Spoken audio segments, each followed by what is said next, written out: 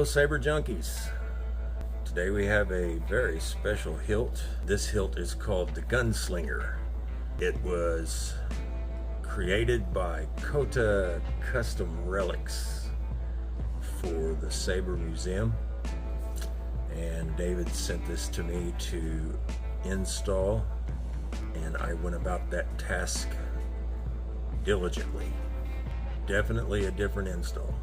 Had to work around a lot of obstacles and figure out ways to make this work. First, I want to kind of look at the hilt, just so you can see. There's a lot of things that I don't know about this. Its creator is off the map.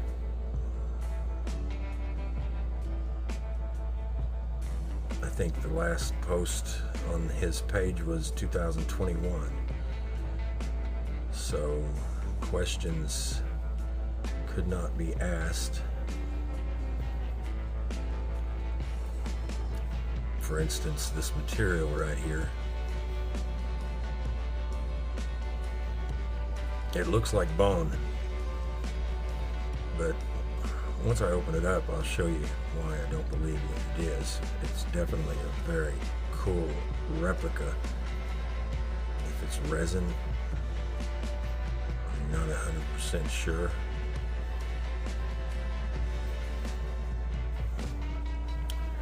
So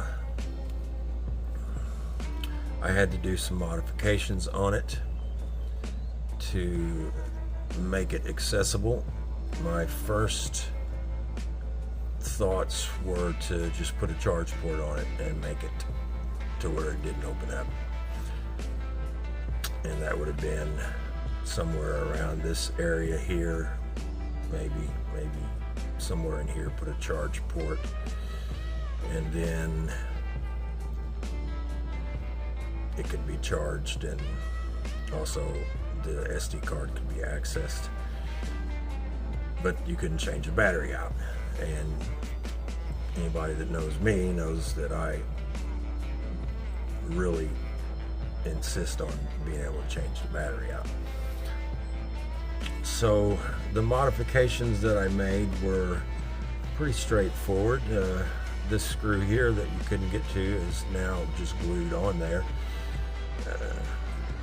so it's not holding anything. It really didn't need to be, because we have this one here that does lock down. And not only that, but this here locks down, so moving it is not going to happen.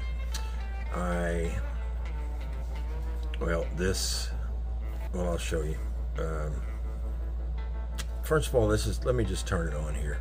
You're not the only one who survived. I've got a kill switch right here on the side. Stay back! How did you get here? Stay back! Which I think is pretty nifty. This is a Shtok V. Is it in the camera? Have I been in the camera this whole time? I gotta really watch that. So we got a Shtok V4 here with the cover on it. Animations going on there. And so this didn't have a trigger on it. So what I did was install a brass tactile switch here at the trigger, so that you actually are pushing the trigger. And I wanted to make the auxiliary accessible easily, so I put another brass tactile switch right there.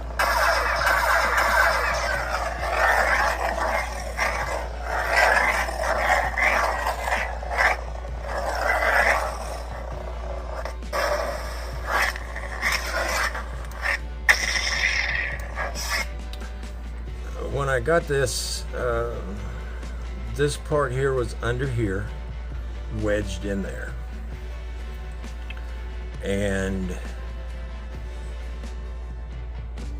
this really didn't do anything but keep it from coming up. So what I wound up doing is drilling a hole here, which I had to flatten that out a little bit more, make it a little bit wider. So this comes off here, and this folds out. Now, in order to get this off, you do have to use a screwdriver. Now I'm using a standard here. You can use a Phillips. I have considered trying to find another knurled knob, you know, thumb screw to go in there, so that it doesn't need a wrench or anything. But that I'm not sure about. As many times as it's going to be taken off, which probably won't be that many times, you know, in time wise, because the kill switch, like I said, is on the outside, which does make a difference. So shutting it off, putting it on a shelf for however long, and then needing to actually change the battery out or charge it, I don't think will be something that happens just a lot. So this is the chassis that I made for it. I've got some just standard install, really. I do think it's kind of neat. I put a couple of guns there on each side.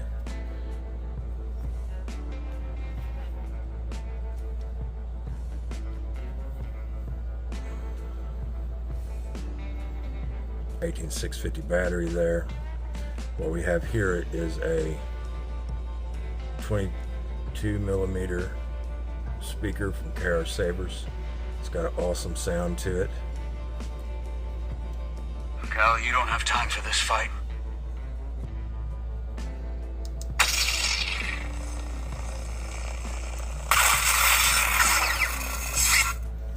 On the inside of this, I do have a shim down there which compresses the speaker, gives it that really nice bass to it. I was talking about this earlier, looking inside of here. The way these threads are, and then the tubing that's in there, it appears to me that this was molded around that piece. So the guy that did this, very talented. This is awesome. I would actually love to know how this was done, because it's really really cool, and it feels really good. So really that's pretty much everything.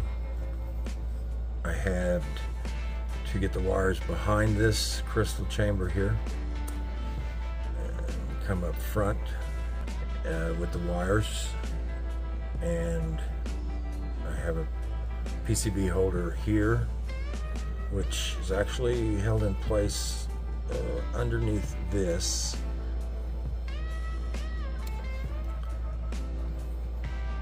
Got a couple of set screws here holding in, which I did wind up using that, even though, see, this one here is glued on, but I still put a set screw in there to hold the chassis in.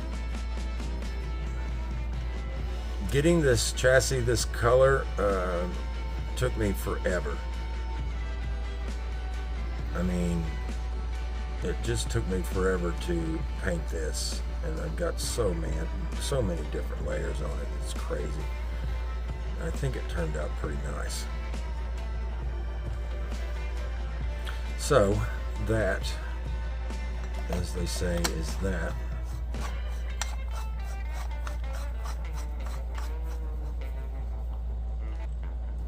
It locks down perfectly.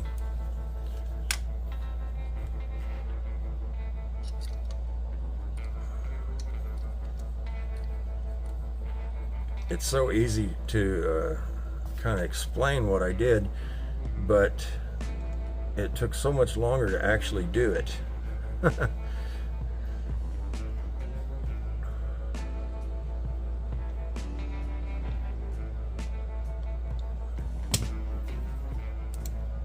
Stay back! I shall do what I must.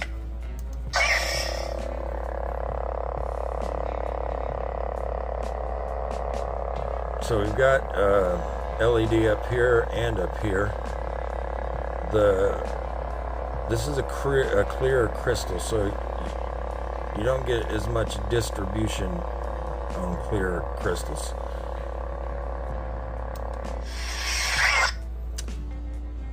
The holes that actually go in are pretty small, but they was large enough for the LED to shine completely through.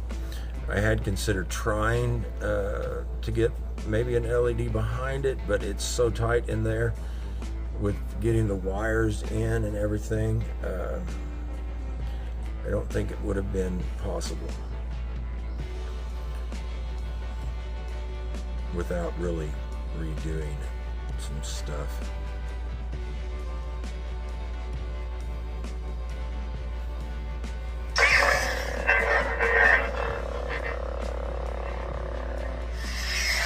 Let me put a blade in it just real quick.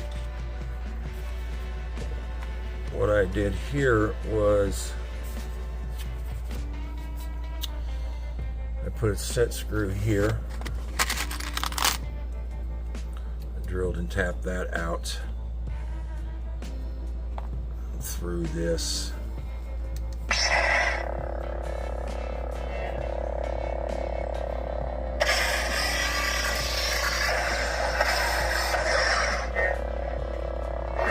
I kind of like it just with the short blade in it. I think it looks pretty cool.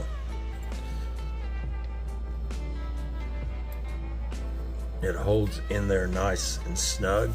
The fit is firm.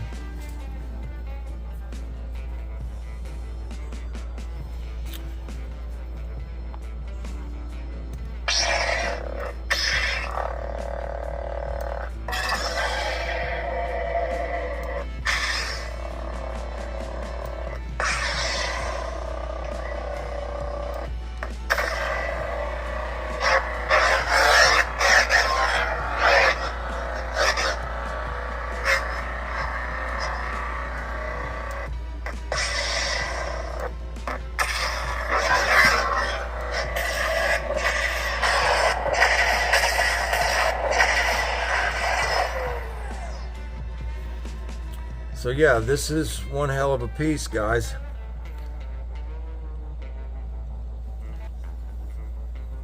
When I first got it, I was like, I just don't know.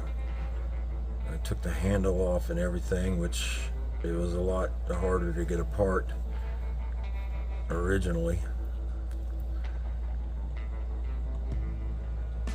because the switch section had to come off.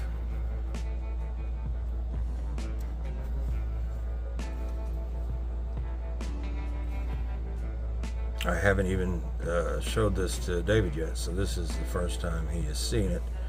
So hopefully he likes it. So you can get up to the kill switch right there easily. Fly or die, whatever happens next is your choice.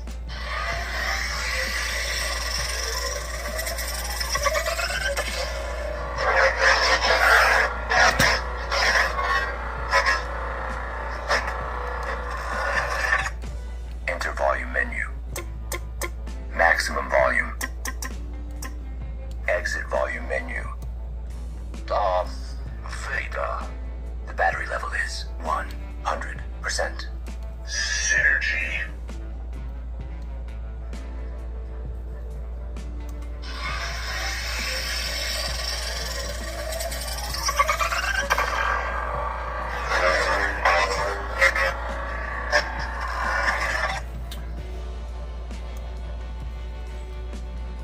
So that's it, guys. Let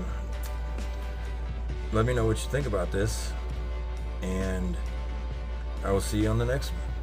Take care.